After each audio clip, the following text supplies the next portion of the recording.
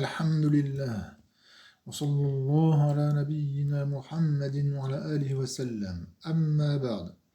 فنبدأ إن شاء الله. Nous commençons إن شاء الله. Nous avons vu au dernier cours la parole du prophète sallallahu alayhi wa ala alihi wa sallam. Inna subhanallah. Certes, subhanallah. Donc cette parole-là qui est subhanallah. Et wa alhamdulillah.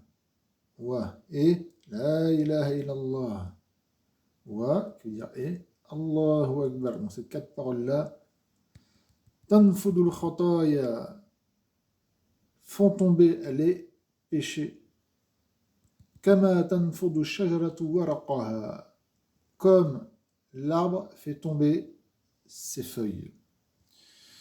Maintenant, nous allons prendre bi'idhnillahi ta'ala un nouveau hadith an Abi Hurayra.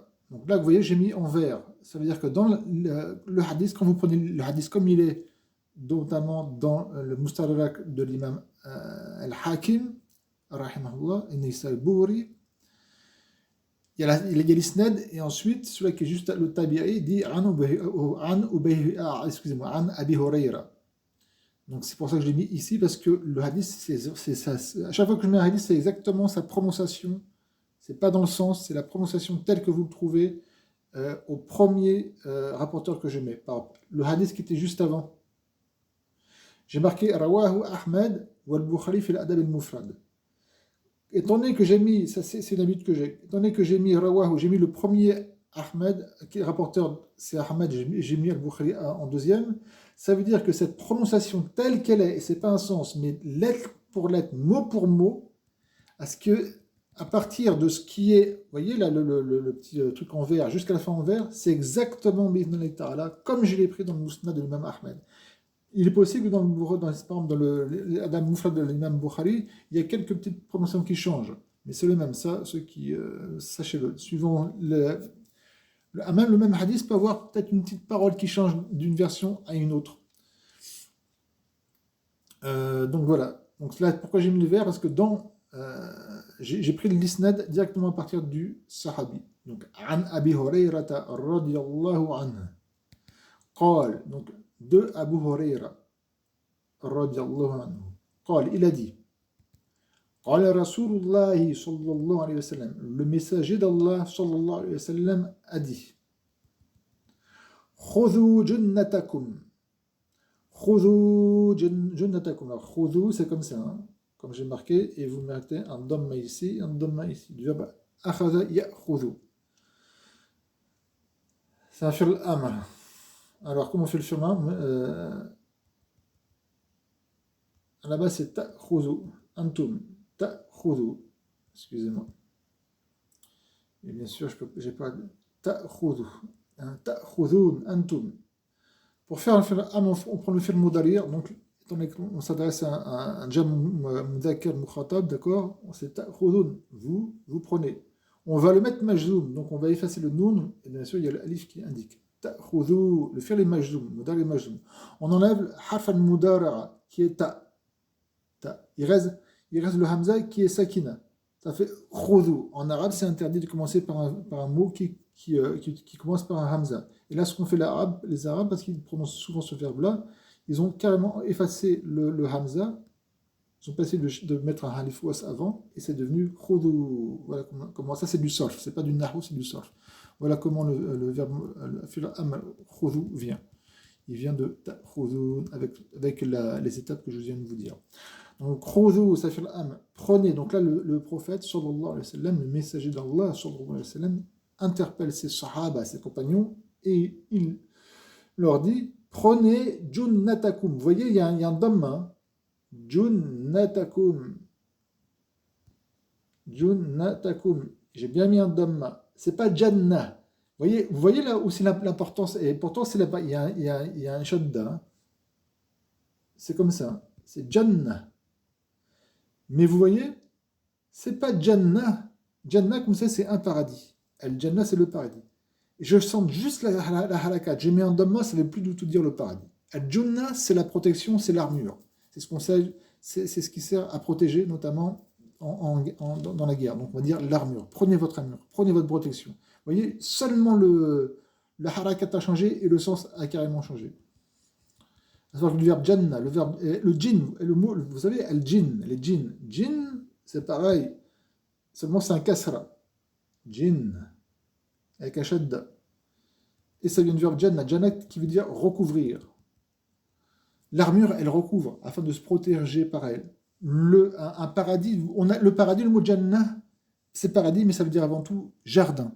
Le jardin, c'est quelque chose dont la verdure a recouvert cet endroit. Il y a toujours cette notion de verbe jannah, il y a jinnu, fait de recouvrir. Et un jinni, et le pluriel, djinn, les djinns, les génies, les génies, ceux qui nous voient mais qu'on ne peut pas voir, ceux qui sont créés à partir de feu, comme vous le savez, et les anges sont créés à partir de lumière, et nous à partir de boue, les êtres humains. Et les djinns, c'est aussi dans le sens recouvrir. Alors, pourquoi djinns ont fait dans le sens recouvrir? On dit parce qu'ils peuvent recouvrir notamment une personne en prenant possession de cette personne. Qu'Allah nous en préserve. Tout ce qui nous intéresse ici, c'est le mot junna qui est ici. Junnatakum khudhu. Alors, le fa'il, c'est le waouh. C'est lui qui fait l'action de prendre, à qui on ordonne de prendre. Junnata, c'est le maf'ul bihi, il est mudaf. Wa kum, le masdar, le damir, excusez-moi, il est mudaf ilay. Junnatakum, il est mansoub. Junnata. Prenez votre armure. Qulna, nous avons dit. Donc, Abu Huraira, radiyallahu anhu, il dit, nous avons dit. C'est-à-dire que nous, les sahaba qui étaient avec lui. Ya Rasulallah, ô messager d'Allah. Attention, c'est pas Ya Rasulullah, mais avec un fatha, les mansoub. Pourquoi? Parce que c'est une règle qui est très simple dans le munada, dans le chapitre du al-munada, l'interpellé. Il y a une règle qui est la plus simple, et malheureusement beaucoup se trompent, c'est qu'un munada, إنما يكون مضافا فهو منصوب دائما بغير شرط. Qu'un munada, quand il est mudaf, alors il est mansoub sans aucune condition. C'est pour ça qu'il est mansoub. Donc, vous reverrez dans les hadiths, quand le prophète sallallahu alayhi wa sallam interpelle Abu Huraira, il dit Ya Aba Huraira, mansoub. Il dit jamais Ya Abu Huraira dans les hadiths. Ou une autre personne, d'accord? Malheureusement, beaucoup se trompent dans ceci. C'est pour ça qu'il y a un fatha. C'est Ya Rasulallah. Ô messager d'Allah. Donc les Sahaba, quand le prophète sallallahu alayhi wa sallam leur a dit prenez votre armure, ils ont dit, Kulna, nous avons dit, Kulna, ô messager d'Allah, min aduwin qad hadar, d'un ennemi, min aduwin, d'un ennemi que certes, hadar, il est présent, c'est hadara. J'ai pas, excusez-moi si c'est pas très bien marqué, c'est hadara. Le verbe hadara, yahduru, être présent. Donc, nous nous ont posé la question, pourquoi prendre notre armure d'un ennemi qui est certes présent, c'est-à-dire qu'il y a un ennemi là, qui est derrière la montagne de Médine, qui est prêt à nous attaquer, il faut se préparer. Donc le prophète, sallallahu alayhi wa sallam, a dit, là, non, junnatakum minan nar, votre armure, votre protection du feu, contre le feu, minan nar, et le feu de l'enfer. Là, il est mansoub, junnatakum. Il faut comprendre, khudhu junnatakum. Et ensuite, il a dit, c'est quoi? Ensuite, il leur a expliqué, et donc il nous explique à nous, c'est quoi notre armure que le croyant peut prendre, sa protection contre l'enfer. Koulou, donc le prophète, sallallahu alayhi wa sallam, a dit, koulou, dites. Alors, le verbe koulou, c'est un fi'l, c'est comme khudhu, vous allez voir. C'est du verbe qala. Vous devez connaître normalement, Inch'Allah. Qala yaqulu. Qala Rasulullah sallallahu alayhi wa sallam. D'accord? Combien de fois on dit? C'est le fait de dire, au passé. Qala. On va le mettre au mudari, à un jam mudhakkar mukhatab, à un pluriel masculin à qui on interpelle. Donc, si je parle à des hommes, je vais dire taqulun. Vous dites. D'accord? Taqulun. Enfin, un peu de. Ça, c'est du sorf, c'est pas du nahu. Taqulun. Maintenant, on va faire comme pour khudhu. On va mettre ce fir majzoum. Et donc, quand on met un fir majzoum, le noun à la fin, il faut qu'il s'efface. C'est l'indication du jazm. Et bien sûr, on met un fir à la fin. Ça fait taqulu. Et pour le fil am, ensuite, deuxième étape, il faut enlever ce qu'on appelle harf al-mudara'a. Harf al-mudara'a. Harf al-mudara'a, qui est la première lettre. Donc, on enlève le ta. Et il reste qulu. Et vous voyez, nous avons trouvé le fil am du verbe qala pour le pluriel masculin. Qulu, vous voyez, ça correspond à ça. Qulu, dites. Ça, c'est du sol. C'est de cette manière qu'on arrive à construire, à trouver un fi'l amr de n'importe quel verbe. Donc dites Subhanallah, walhamdulillah, wa la ilaha illallah, wallahu akbar. Vous voyez, on revient encore à ces quatre paroles. Ces quatre paroles, Subhanallah. Et je reviens toujours, Subhanallah, à ce hadith qui est dans le Sahih Muslim, où le prophète sallallahu alayhi wa sallam a dit Ahabul kalam ilallah. Vous pouvez apprendre ce hadith, il est simple, il est dans le Sahih Muslim, il est simple et c'est le meilleur des mérites jusqu'à maintenant, comme je l'ai dit, je crois, dans le dernier ou l'avant-dernier cours. Le meilleur mérite, c'est celui-là. C'est pas le fait d'avoir des choses dans le paradis qui sont des choses créées, c'est de s'approcher, d'avoir l'amour d'Allah Azza wa Jalla. Ahabul kalami ilallahi arba'a. Ahabbu al-kalam ila Allah arba'a. 1, 2, 3, 4, 5 mots à apprendre par cœur, et ensuite les autres paroles, vous les connaissez, c'est l'azkar. Il reste juste la petite phrase à la fin. La parole la plus aimée, ahabbu, auprès d'Allah, 4 choses, 4 paroles. Subhanallah, walhamdulillah, wa la ilaha illallah, wallah, la plus aimée. Et si Allah Azza wa Jal, Dieu avec un D majuscule, c'est vraiment celui qu'on aime le plus au monde. Et je vous rappelle que dans la Bible, qui est même jusqu'à maintenant, comme et dans le Nouveau et dans l'Ancien Testament, dans le Nouveau Testament, Jésus prend argument sur ce qui est dans l'Ancien Testament, comme quoi qu'il faut aimer Dieu de toute son âme, de toute sa force, et de tout son cœur, d'accord? Dieu, pas une autre personne, c'est Dieu, Allah. Et donc, avoir l'amour d'Allah Azza wa Jal, c'est ce qui est de plus fort, de plus puissant. Est-ce que c'est le plus élevé en degré de Iman? Celui qui veut, avant tout, l'amour d'Allah Azza wa Jal est plus élevé que celui qui veut avoir un palais au paradis, avoir des jardins au paradis, avoir ceci au paradis, parce qu'en fin de compte, il veut quelque chose qui est créé. Comme je l'ai dit dans un des cours précédents, ce n'est pas blâmable. Un croyant veut absolument, il pense toujours, par exemple, à rentrer au paradis, à pouvoir profiter de ceci au paradis, ce n'est pas blâmable. Mais, comme vous le savez, il y a des degrés au paradis. Il y a beaucoup de degrés. Et il faut comprendre que cette personne, ce croyant, c'est un croyant, il n'ira pas en enfer.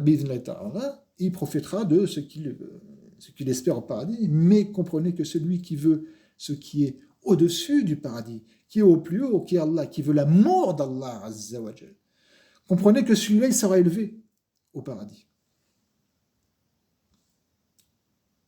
Nous poursuivons, Inch'Allah, le hadith. Donc, le prophète, sallallahu alayhi wa sallam, a dit à ses sahaba, et qui est valable pour tous les croyants, de prendre notre armure, notre protection. Contre quoi? Contre des ennemis qui viennent pour nous attaquer, pour nous tuer avec des armes? Non, notre armure contre le feu, c'est ce qui est plus important.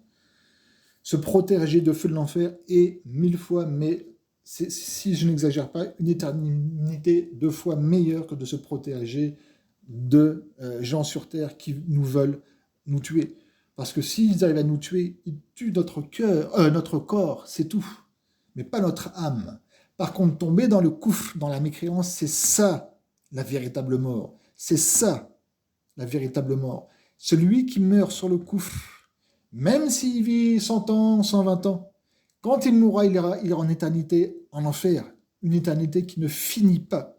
C'est 1000 ans, 10 000 ans, 100 000 ans, des milliards, c'est plus que ça, ça ne s'arrête pas. Alors, quand on compare des milliards d'années qui ne s'arrêtent pas par rapport à 120 ans, mais 120 ans, c'est rien, c'est vraiment une goutte d'eau dans l'océan, et encore, c'est plus infime que cela, parce que ça ne s'arrête pas. Il faut prendre soin, il faut s'armer contre ce qui nous amène en enfer, plus que de s'armer contre des gens qui nous veulent du mal, voire même nous tuer. Donc cette armure-là, c'est Subhanallah, de faire le dhikr, notamment par ces 4 adhkar qui est Subhanallah, Alhamdulillah, La ilaha illallah, Allahu Akbar. Ensuite, le prophète sallallahu alayhi wa sallam a dit Fa'innahunna, alors certes, elles, et donc ces 4 paroles-là, Ya'tina, elles viennent, c'est du verbe ata ya'ti, Ya'tina yawm al-qiyamah, elles viendront, ces 4 paroles-là, le jour de la résurrection, Munjiyat, et elles sauveront. Elles sauveront donc ceux qui disaient ça. De quoi? De l'enfer. Muqaddamat. Et en préface, c'est-à-dire qu'elles seront mises devant. Les croyants auront devant eux ces adhkar qui seront devant eux. Je vous rappelle le hadith qu'on avait vu du bourdonnement. D'accord? Je ne vais pas vous le refaire, je crois qu'il était sur l'autre page. Rappelez-vous de ce hadith où les adhkars, un croyant qui le dit avec sincérité, ces quatre adhkars, ces quatre adhkars vont jusqu'au au Arsh al-Rahman, au trône du tout miséricordieux, et elles évoluent autour du trône et elles citent ceux qui l'ont fait leur dhikr. Rappelez-vous. Rappelez-vous de tous les mérites de ces quatre paroles, subhanallah. Muqaddamat, wahunna, et le prophète sallallahu alayhi wa sallam a dit, wahunna, et certes elles, donc ces quatre adhkar, al-baqiyat as-salihat, wahunna al-baqiyatu as-salihatu. Ce sont ces al-baqiyat, du verbe du verbe baqiya, yabqa, baqiya, le fait de al-baqa, le fait de demeurer, c'est celle qui demeure, qui persiste, qui reste, et c'est ça donc qui est durable. Les choses de cette dunya, de cette vie terrestre, ne sont pas durables. Vos voitures, nos corps même, on vieillit, ce n'est pas durable. Tout ce qu'on peut trouver dans cette dunya n'est pas durable. Sauf quoi? Sauf l'adoration qu'on fait à Allah Azza wa Jal, et que si on meurt avec sincérité sur ci, on les retrouvera, et c'est donc elles dureront. Tout ce qu'on fait pour Allah Azza wa Jal, c'est ça qui dure. C'est ça qui est perpétuel, qu'on trouvera. Tout ce qui est dans cette dunya est voué à disparaître. Donc ces quatre paroles-là sont al-baqiyat, c'est celles qui persistent. As-salihat, elles sont les choses qui sont saines, qui sont bonnes. Pourquoi le prophète sallallahu alayhi wa sallam, il a dit ces deux mots? Parce que Allah Azza wa Jal a dit dans Surat al-Kahf, la sourate de al-Kahf, cette parole-là, al-mal wal-banoun, l'argent, les biens, wal-banoun, les fils, dans le sens les enfants, zina. Attention, c'est pas zina, il ne faut pas confondre le mot zina. Et là, c'est zina. D'accord? Zina, c'est le fait de faire l'acte sexuel illégitimement, sans hors mariage. Là, c'est un des grands péchés. Et zina, vous voyez, c'est zina, et l'autre, c'est zina, le ya. Zina, c'est la beauté d'une chose, la parure, la beauté. Donc, le prophète, Allah Azza wa Jalla a dit, al-malou, il y a un dhamma, c'est le mubtada, et zina, c'est le khabar, et les mudaf. Le mudaf ilay, il vient après. Al-mal, donc les biens et les enfants, zinatul hayat dunya, sont la beauté, sont la beauté de la vie, la hayat dunya, excusez-moi, je mets juste voilà, comme ça, je règle l'écran, sont la beauté de al-hayat dunya, zinatul hayat dunya. Al-hayati, il y a un kasra parce qu'il est mudaf ilay. Je l'ai dit, zinatu c'est le khabar, marfou, il est mudaf, al-hayati mudaf ilay. Al-dunya, sifa, nart de al-hayat. La vie, ad-dunya, c'est un sens précis en arabe, d'accord? C'est le ism tafdil féminin. Masculin, c'est adna, à la forme af'al. Dunya, adna, c'est plus proche. Dunya, c'est plus proche, c'est la vie la plus proche. Dunya, al-hayat ad-dunya, c'est la vie la plus proche. Quand on dit al-dunya, c'est-à-dire la plus proche de quoi? La vie la plus proche. Pourquoi c'est la vie la plus proche? Parce qu'il y a al-hayat al-akhira, il y a la vie dernière, qui quand on meurt, et c'est là qui est la dernière, et c'est elle qui sera éternelle. Sur Terre, on est, mais vraiment, une poignée de secondes, même pas de millièmes de secondes par rapport à l'éternité qui nous attend après notre mort. Donc ceux qui sont dans al-rafla, dans l'insouciance, qu'Allah nous en préserve, qui pensent qu'ils vivent dans cette dunya comme on va dans le Coran et autres, comme si ils allaient toujours rester, et ils cherchent les plaisirs de ce bas monde, de cette vie la plus bas, al-hayat ad-dunya, qui est fania, qui est vouée à disparaître. Parce que al-hayat al-akhira, hiya al-baqiya, parce que la vie qui est après, donc après notre mort, c'est elle qui persiste, qui demeurera. Comme ils sont dans une rafla, dans une insouciance, et ils délaissent la religion d'Allah Azza wa Jal, et ils s'enfoncent dans le plaisir jusqu'à aller dans le haram. Donc je reprends ce verset où Allah Azza wa Jal a dit al-mal wal banoun, donc les biens de ce bas monde, notamment les enfants, zinatul hayat ad-dunya, c'est la beauté de cette vie d'ici-bas, cette vie proche. Wal-baqiya, vous voyez là, wal-baqiyatu as-salihatu, et celle qui persiste. Vous voyez, al-baqiyatu as-salihat. C'est Allah a utilisé ces deux mots, et le prophète, sallallahu alayhi wa sallam, on revient juste ici, hop, je mets l'écran. Voilà, il a excusez-moi, La ilaha illallah, voilà. Et là, vous voyez, le prophète sallallahu alayhi wa sallam, a dit Al-Baqiyat as-Salihat. Ça veut dire que le prophète sallallahu alayhi wa sallam, nous a donné l'explication de Al-Baqiyat as-Salihat. Al-Baqiyat as-Salihat, c'est quoi? Allah Azza wa Jalla a dit, donc, je répète, excusez-moi, Al-Malu wal-Banuna zinatul hayat ad-dunya. Les biens et les enfants sont la beauté de la vie la plus proche. Wal-Baqiyat as-Salihat, et celles qui persistent, al-Baqiyat, donc c'est celles qui demeurent, as-Salihat, et qui sont saines. Khayrun. Al-Baqiyat, c'est khabar. Mubtada et khayrun, c'est khabar. C'est pour ça que je dis khayrun avec deux dhamma. Vous pouvez aller voir dans le Nusrat, il y a marqué khayrun, il y a deux dhamma. Khayrun, inda rabbika. Inda, il est mudaf, rabbika, rabbi, il est mudaf ilay, il est mudaf, wal kaf, mudaf ilay. C'est pour ça que je dis inda rabbik. Donc, les baqiyat, celles qui demeurent et qui sont saines, sont meilleures auprès de ton Seigneur, meilleur en tant que quoi? En tant que récompense. Wa khayrun, et meilleur aussi, amalan, en espérance. Parce que pourquoi? Parce que ceux qui espèrent avoir une belle voiture, que cette belle voiture va persister, etc., qui espèrent des choses dans cette dunya, un jour ou l'autre, tout ce qu'on espère dans cette dunya se perd, se vieillit, se détériore, même pour ce qui est de l'amour, etc. Alors que ce qui est dans l'akhira, au paradis, c'est ça qui est le meilleur en récompense et le meilleur en espérance. C'est dans Surat Al-Kahf, au verset 46. Donc le prophète nous a donné, parce que quand on lit ce verset-là, et que Allah dit Al-Baqiyat as-Salihat, c'est quoi celles qui persistent et qui sont bonnes, qui sont saines? Eh bien, c'est ce que le prophète nous a informé dans le hadith qui est rapporté par Al-Hakim dans son Mustadrak, et qu'il a dit qu'il était sahih, donc Al-Hakim a dit qu'il était sahih. Al-Nasa'i l'a rapporté, mais attention, fil kubra, et dans fil sunan al-kubra, c'est pas dans sunan al-sugra qu'on appelle aussi al-mujtaba. Donc c'est pas dans, parce que quand on dit Al-Nasa'i, il constate, ça veut dire c'est dans son livre, c'est dans ce qu'on appelle al-sunan al-sugra, on appelle aussi al-mujtaba, qui est un résumé de sunan al-kubra. Et autres que ces deux-là ont rapporté ce hadith. Ibn Hajar al-Asqalani a dit qu'il était Hassan, Muhassanahu Ibn Hajar al-Asqalani, ou al-Albani, ainsi que al-Albani. Al-Albani et Ibn Hajar al-Asqalani, ces deux ont dit que ce hadith était Hassan, et Al-Hakim a dit que ce hadith était Sahih. Alors bien sûr, c'est assez connu, Al-Hakim, il faut faire attention quand il dit qu'un hadith Sahih, notamment dans son Mustadrak, parce qu'il est, comme on dit, mutasahil. Il facilite beaucoup pour rendre un hadith sahih.